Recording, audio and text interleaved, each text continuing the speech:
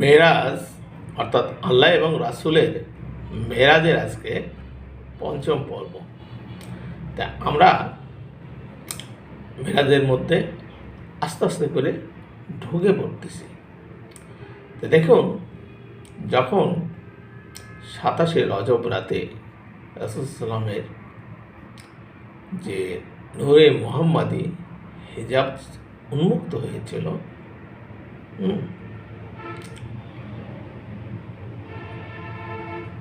তখন যেহেতু সবাই নিদ্রায় বিভোর ছিল, তখন জমিনে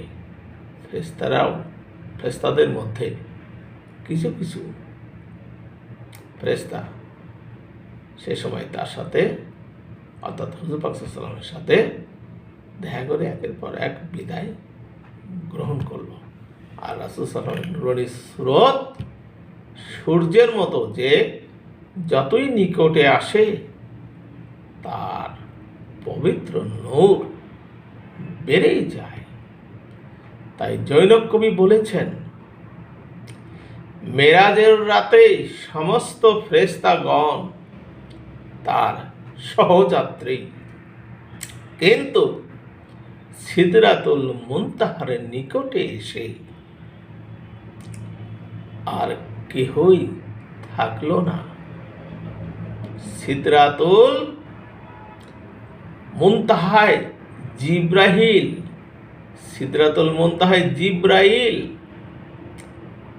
একাই থেকে গেল।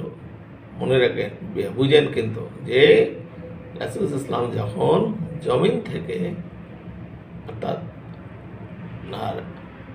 বাইতুল মুকাদ্দাস থেকে যখন তিনি ঊর্ধ্বগমনে রওনা দিলেন, তখন জমিনে রাসূল সাল্লাল্লাহু আলাইহি ওয়াসাল্লামের সহযাত্রী হিসেবে অনেক ফেরেশতা ছিল। তার মতো অন্যতম ফেরেশতা ছিল জিব্রাইল, এবং আরও অন্য ফেরেশতারাও ছিল। সবাই চলে গেল, শুধু জিব্রাইল থেকে গেল, এটাই বোঝানো হচ্ছে। কিন্তু সিদরাতুল মুনতাহার নিকটে এসে আর কেহই থাকলো না, ওখানে জিব্রাইলও আর থাকলো না। সিদরাতুল মুনতাহায় জিব্রাইল একা যখন থেকে গেল, ওদিকে রাসূল সাল্লাম তার নুরানি স্রোত চলে গেল আরশে আজিমে নূরের সাথে মিলিত হওয়ার জন্য। হে অবিশ্বাসীগণ, তোমরা এর হাকিকত সম্পর্কে হযরত জিব্রাইল আলাইহিস সালামকে জিজ্ঞাসা করে দেখো। বুঝেন কিন্তু, যে জৈনব কবি বলতেছেন যে রাসূল সাল্লামের তার নুরানি সুরত যখন আরশ আজিমে চলে গেল নূরের সাথে মিলিত হওয়ার জন্য, হে বিশ্বাসীগণ, তোমরা এর হাকিকত সম্পর্কে জিব্রাইল আলাইহিস সালামকে জিজ্ঞাসা করে দেখো। তিনি জমিনে নূরে মুহাম্মাদিকে কি রূপে দেখেছিলেন, আর নূরে মুহাম্মাদিকে সিদরাতুল মুনতাহা অতিক্রম লগ্নে কি রূপে পেয়েছিলেন। সূত্র শানে হাবিবুর রহমান, পৃষ্ঠা 113-তে সুন্দর করে এই হাকিকতটি বর্ণিত হয়েছে।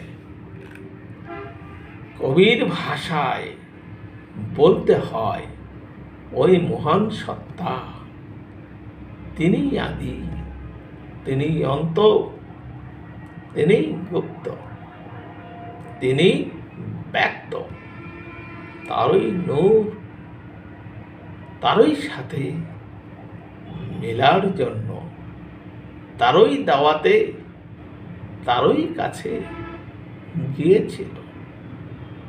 তাই আমি অধম বলতে চাই, দাওয়াত নয় গো, দাওয়াত নয়, দাওয়াতের নামে নূরে মুহাম্মাদির হিজাব উন্মুক্ত করাই ছিল মূল লক্ষ্য। কারণ আব্দুহু রূপে নূরে মুহাম্মাদি তো ইল্লাল্লাহরই গুপ্ত রহস্য বা গোপন ভেদ। আমরা পরের পর্বের জন্য অপেক্ষা করছি। ধন্যবাদ।